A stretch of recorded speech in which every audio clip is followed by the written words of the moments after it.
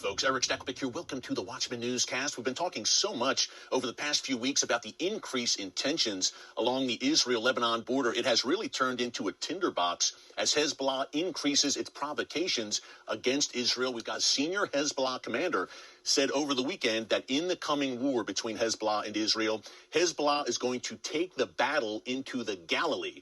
That would mean that Hezbollah forces would invade, essentially cross the Israel-Lebanon border into northern Israel and swarm over the Galilee region. Now, Sheikh Hassan Nasrallah, the leader of Hezbollah, has threatened to do this many times. That is why Hezbollah dug several terror tunnels that, thankfully, the Israel Defense Forces uncovered a few years back. We're going to head to the northernmost town in Israel, Matula. It lies just across the border from Hezbollah country, southern Lebanon.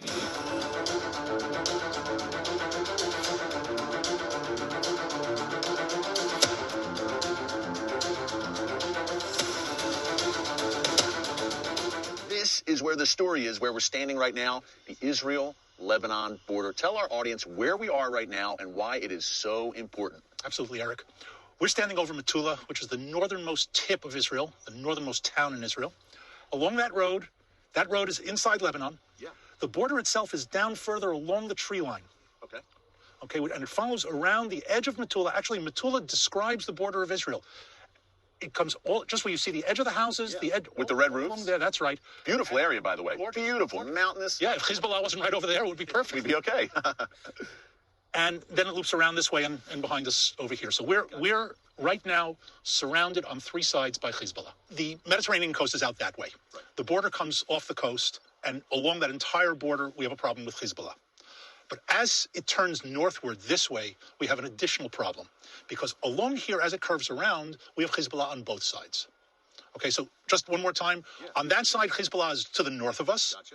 And so that's a problem. They're facing us. You see the map right here of Matula and the area. But in this area, it's on three sides. So this particular town is actually the tip of a finger that has Hezbollah all the way around it. What that means, and we know we've announced the finding and destruction of a bunch of Hezbollah tunnels. Which we're going to talk about a bit later and get maybe an up-close look at that area. 6 officially. I'll emphasize officially. The purpose of those tunnels was to facilitate what the head of Hezbollah, Hassan Nasrallah, has declared. One of his objectives is to conquer the Galilee. Now, they're not going to conquer the Galilee. But Nasrallah, as usual, a bit of truth and lots of lies. Yeah. They do have a plan to conquer land in the Galilee. Gotcha. And the idea of the tunnels, and particularly in a place like Matula, there's a road that comes up this valley into Matula. It's the only road in. If that road is cut, Matula is cut off. Nightmare scenario. Totally nightmare scenario, because their objective is not to take the ground. Their objective is to take the people and kill them. Look, this is the northernmost tip of Israel. They're on the edge of the civilized world here. Right behind us, Hezbollah country.